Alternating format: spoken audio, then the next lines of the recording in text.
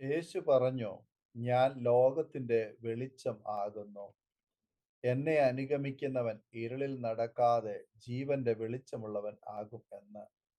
യോഹന്നാന്റെ പുസ്തകം 8:12 യേശു വീണ്ടും പറഞ്ഞു, നിങ്ങൾ ലോകത്തിന്റെ വെളിച്ചമാകുന്നു.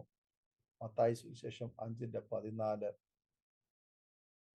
ദഹമാസ് കടലിടുക്കിന്റെ കിഴക്കേ അറ്റത്ത് സ്ഥിതി ചെയ്യുന്ന ദ്വീപ സമൂഹമാണ് കാസിൽ ദ്വീപുകൾ. അവിടെയാണ് കപ്പലുകൾക്ക് നിർദ്ദേശവും സുരക്ഷയും കൊടുക്കുന്നതിനുള്ള പ്രകാശ ഗോപുരം സ്ഥിതി ചെയ്യുന്നത്. ഒരിക്കൽ ഒരു യുവാവ് ബോട്ടിൽ യാത്ര ചെയ്യുമ്പോൾ ലൈറ്റ് ഹൗസിനടുത്ത് ബോട്ട് നിർത്തി ബീച്ചിൽ ചില വ്യായാമങ്ങളിൽ ഏർപ്പെട്ടു. ലൈറ്റ് ഹൗസ് സൂക്ഷിപ്പുകാരനുമായി അയാൾ സൗഹൃദത്തിലായി. അവർ 150 നടകൾ കയറി ലൈറ്റ് ഹൗസിന്റെ മുകളിൽ എത്തി. അവിടെ സ്ഥാപിച്ചിരിക്കുന്ന റാന്തൽ വിളക്ക് കണ്ടു. മണ്ണെണ്ണ കൊണ്ട് കത്തിക്കുന്നതും നമുക്ക് കഷ്ടിച്ച് വായിക്കുവാൻ സാധിക്കുന്നതുമായ ഒരു ഇടത്തരം വിളക്കായിരുന്നു അത്.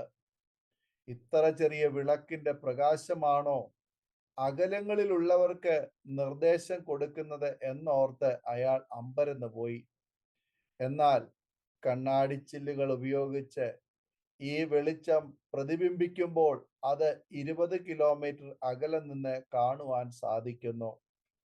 യേശു പറഞ്ഞു, അങ്ങനെ തന്നെ മനുഷ്യർ നിങ്ങളുടെ നല്ല പ്രവർത്തികളെ കണ്ട് സ്വർഗസ്ഥനായ നിങ്ങളുടെ പിതാവിനെ മഹത്വപ്പെടുത്തേണ്ടതിന് നിങ്ങളുടെ വെളിച്ചം അവരുടെ മുമ്പിൽ പ്രകാശിക്കട്ടെ എന്ന്.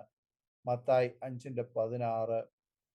നാം ചെയ്യുന്ന നന്മ കുറച്ച് മാത്രമേ ഉള്ളൂ എങ്കിലും നമ്മുടെ ചെറിയ വെളിച്ചം ദൈവസ്നേഹത്തിന്റെ കണ്ണാടിയിൽ തട്ടി വിസ്തൃതമാകും. നാം സ്നേഹത്തിൻ്റെയും കാരുണ്യത്തിൻ്റെയും ജ്വാല പ്രസരിപ്പിക്കുന്നവരാകണം. പ്രകാശം ആത്മാവിൽ ഉണ്ടായാലേ പ്രകാശം മറ്റുള്ളവരിലേക്ക് പകരുവാൻ സാധ്യമാകൂ. കണ്ണടച്ചു വച്ചാൽ പ്രകാശം സ്വീകരിക്കുവാൻ സാധ്യമല്ല. നാം കണ്ണുകൾ തുറന്ന് ശരീരത്തിലേക്കും മനസ്സിലേക്കും ആദ്യം ദൈവപ്രകാശം സ്വീകരിക്കണം. അപ്പോൾ നാം ദൈവികമായ പ്രകാശത്തിൽ ജീവിക്കും, ചരിക്കും, അത് ആസ്വദിക്കുവാനും കഴിയും എന്ന് യേശു പറഞ്ഞു. ശരീരത്തിന്റെ വിളക്ക് കണ്ണാകുന്നു. കണ്ണ് ചൊവ്വുള്ളതെങ്കിൽ നിന്റെ ശരീരം മുഴുവനും പ്രകാശിതമായിരിക്കും. കണ്ണ് കേടുള്ളതെങ്കിലോ നിന്റെ ശരീരം മുഴുവനും ഇരുണ്ടതായിരിക്കും. എന്നാൽ നിന്നിലുള്ള വെളിച്ചം ഇരുട്ടായാൽ ഇരുട്ട് എത്ര വലിയത് എന്ന് മത്തായി 6:22-23 നാം വായിക്കുന്നു. നമ്മുടെ ആത്മാവിന്റെ പരിപോഷണത്തിന് യേശുവിന്റെ വെളിച്ചം അനിവാര്യമാണ്. ചെടിയുടെ ഇലകൾ സൂര്യപ്രകാശത്തെ ആശ്രയിച്ച് തായ്തടിയെ പരിപോഷിപ്പിക്കുന്ന പോലെ നമ്മുടെ ആത്മാക്കൾ യേശു തരുന്ന പ്രകാശത്തെ ആശ്രയിച്ച് വളരുന്നു. അന്ധകാരത്തിൽ അപകടങ്ങൾ പതുങ്ങിയിരിക്കുന്നു. പല വലിയ കൊള്ളകളും കൊലപാതകങ്ങളും തിന്മകളും അരങ്ങേറുന്നത് രാത്രികളിൽ ആണ്. തിന്മ പ്രവർത്തിക്കുന്നവൻ അന്ധകാരം ഇഷ്ടപ്പെടുന്നു. തിന്മ പ്രവർത്തിക്കുന്നവൻ എല്ലാം വെളിച്ചത്തെ പഹിക്കുന്നു. തൻ്റെ പ്രവൃത്തിക്ക് ആക്ഷേപം വരാതിരിപ്പാൻ വെളിച്ചത്തിങ്കിലേക്ക് വരുന്നതുമില്ല. സത്യം പ്രവർത്തിക്കുന്നവനോ തൻ്റെ പ്രവൃത്തി ദൈവത്തിൽ ചെയ്തിരിക്കിയാൽ അത് വെളിപ്പെടേണ്ടതിന് വെളിച്ചത്തിങ്കിലേക്ക് വരുന്നു. യോഹന്നാൻ 3:20-21 ലോകം അന്ധകാരമായിരുന്നു, വെളിച്ചമുണ്ടാകട്ടെ എന്ന് ദൈവം കൽപ്പിച്ചു, വെളിച്ചം ഉണ്ടായി. എന്നാൽ ലോകത്തെ മനുഷ്യൻ വീണ്ടും പാപം മൂലം ലോകത്തെ അന്ധകാരമയമാക്കി. സാത്താൻ ലോകത്തെ അന്ധകാരമാക്കും. എന്നാൽ യേശു വെളിച്ചമായി ലോകത്തിന് പ്രകാശം നൽകിക്കൊണ്ട് ഭൂമിയിൽ അവതരിച്ചു. ദൈവം വെളിച്ചമാകുന്നു, അവനിൽ ഇരുട്ട് ഒട്ടുമില്ല എന്നുള്ളത് ഞങ്ങൾ അവനോട് കേട്ടു, നിങ്ങളോട് അറിയിക്കുന്ന ദൂതാകുന്നു. അവനോട് കൂട്ടായ്മയുണ്ട് എന്ന് പറയുകയും ഇരുട്ടിൽ നടക്കുകയും ചെയ്താൽ നാം ഭോഷ്ക് പറയുന്നു, സത്യം സത്യം പ്രവർത്തിക്കുന്നതുമില്ല. അവൻ വെളിച്ചത്തിൽ ഇരിക്കുന്നത് പോലെ നാം വെളിച്ചത്തിൽ നടക്കുന്നുവെങ്കിൽ നമുക്ക് തമ്മിൽ കൂട്ടായ്മയുണ്ട്. അവന്റെ പുത്രനായ യേശുവിന്റെ രക്തം സകല പാപവും പോക്കി നമ്മെ ശുദ്ധീകരിക്കുന്നു. 1 യോഹന്നാൻ 1:5 മുതൽ 7 വരെയുള്ള വചനങ്ങൾ. യേശു പ്രകാശ സ്രോതസ്സാണ്. സൂര്യനില്ലെങ്കിൽ ഭൂമിക്ക് പ്രകാശമില്ലാത്തതുപോലെ യേശു ഇല്ലെങ്കിൽ നമ്മിൽ ജീവനില്ല. ഈ വെളിച്ചത്തെ നാം സ്വീകരിക്കുമ്പോൾ നാം ലോകത്തിന്റെ വെളിച്ചമാകും.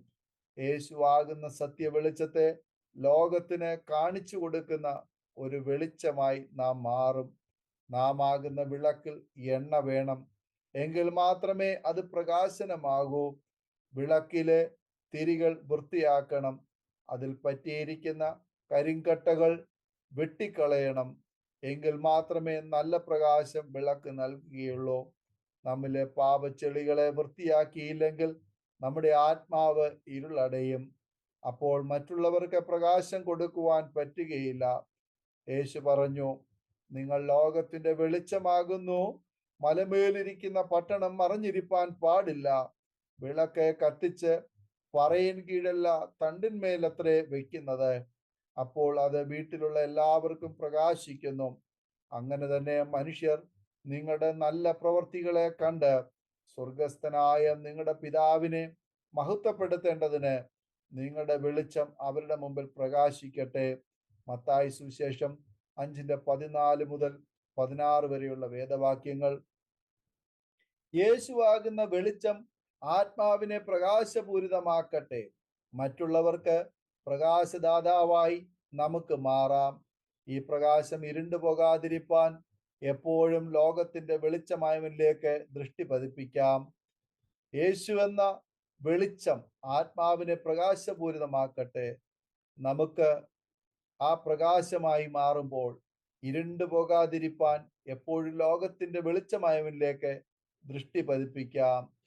ദൈവത്തിന്റെ വചനം ഇങ്ങനെ വായിക്കുന്നു: സ്വർഗസ്ഥനായ നിങ്ങളുടെ പിതാവിനെ മഹത്വപ്പെടുത്തേണ്ടതിന് നിങ്ങളുടെ വെളിച്ചം അവരുടെ മുമ്പിൽ പ്രകാശിക്കട്ടെ എന്ന്. അവങ്കലേക്ക് നോക്കിയവർ പ്രകാശിതരായി, അവരുടെ മുഖം ലജ്ജിച്ചു പോയതുമില്ല. 34-ാം സങ്കീർത്തനം അതിന്റെ 5-ാമത് വചനം. ഈ വചനങ്ങളാൽ ദൈവം നമ്മെ അനുഗ്രഹിക്കുമാറാകട്ടെ. ആമേൻ. ഓർമ്മയുടെ മനോരഥത്തിൽ മായാത്ത ഓർമ്മയ്ക്കായി അരോമ മാട്രിമോണിയിൽ നിന്നും ജീവിത പങ്കാളിയെ കണ്ടെത്തൂ. നിങ്ങൾ ഒരു ക്രിസ്തീയ ജീവിത പങ്കാളിയെ അന്വേഷിക്കുകയാണോ? അതോ മക്കൾക്ക് അനുയോജ്യമായ ഒരു തക്ക തുണയ്ക്ക് വേണ്ടി പ്രാർത്ഥിക്കുന്ന വ്യക്തിയാണോ? എങ്കിൽ അരോമ മാട്രിമോണി നിങ്ങൾക്ക് വേണ്ടിയാണ്. ഇന്നു തന്നെ സൗജന്യമായി രജിസ്റ്റർ ചെയ്യൂ. അരോമ മാട്രിമോണിയുടെ പ്രത്യേകതകൾ: രജിസ്ട്രേഷൻ തികച്ചും സൗജന്യം. ലോകത്തെവിടെയുമുള്ള അനുയോജ്യമായ ക്രിസ്തീയ ജീവിത പങ്കാളിയെ തിരഞ്ഞെടുക്കാം. വിവാഹം നടക്കുന്നതുവരെ സർവീസ് ലഭിക്കുന്നു.